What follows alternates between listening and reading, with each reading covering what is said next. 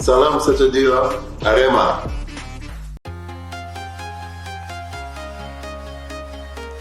Assalamualaikum warahmatullahi wabarakatuh. Salam olahraga. Kembali lagi bersama channel kami yang tentunya masih setia menyajikan informasi-informasi menarik seputar dunia sepak bola tanah air. Arema FC kurang memberi kejutan selama persiapan jelang Liga 1 2023-2024. Tidak ada pemain bintang yang didatangkan.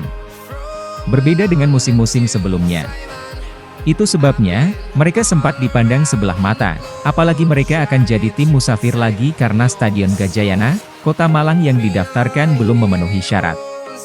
Antara manajemen Arema dan Pemkot Malang belum menemui kesepakatan terkait renovasi lampu dan pengadaan single seat.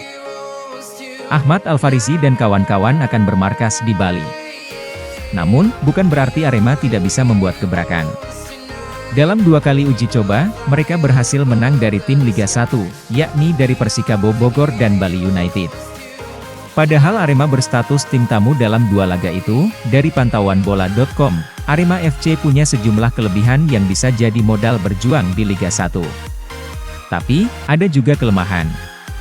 Berikut kelebihan dan kekurangan Singoedan. 1. Persiapan paling awal, Arema jadi tim paling awal melakukan persiapan. Tim pelatih sudah mengumpulkan pemain sejak 3 Mei lalu. Sementara tim lain baru berlatih pertengahan Mei karena lebih awal menggelar latihan.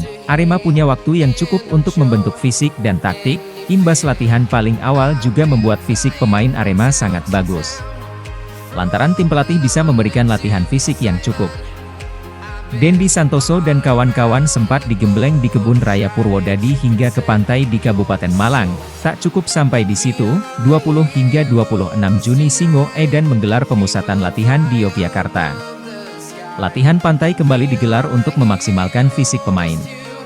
Tim pelatih tak ingin pemainnya kehabisan bensin di tengah kompetisi, karena itu, mereka memberikan latihan fisik yang ideal. 2. Persaingan internal, meski tak mendatangkan pemain baru berlabel bintang, tim pelatih Arema punya acara membuat pemain tampil apik. Mereka membuat pemain bersaing sehat di semua posisi. Tidak peduli asing maupun lokal, jika dalam latihan kurang greget, sang pemain bakal masuk tim cadangan.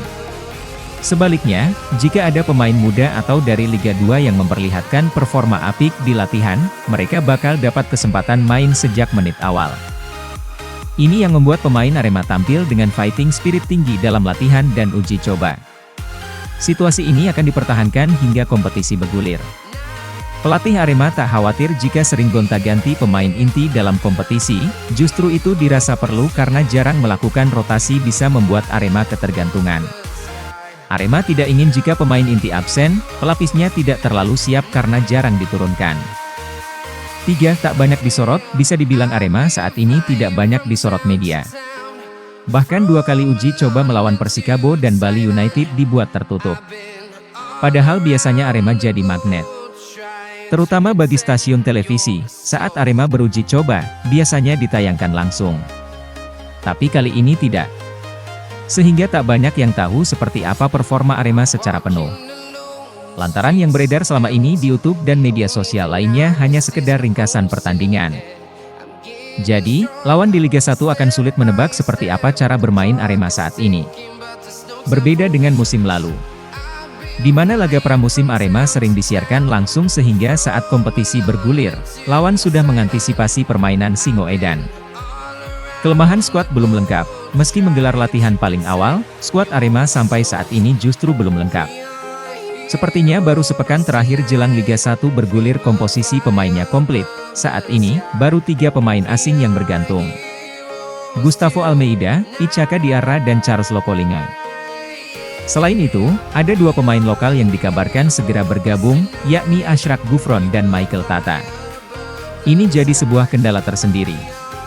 Karena pemain yang gabung menjelang kompetisi, mereka tidak punya waktu untuk adaptasi.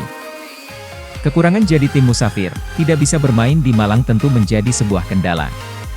Meski pertandingannya bisa dihadiri penonton, tapi tidak banyak Aremania yang akan memberi dukungan karena Arema akan berhome base di Bali.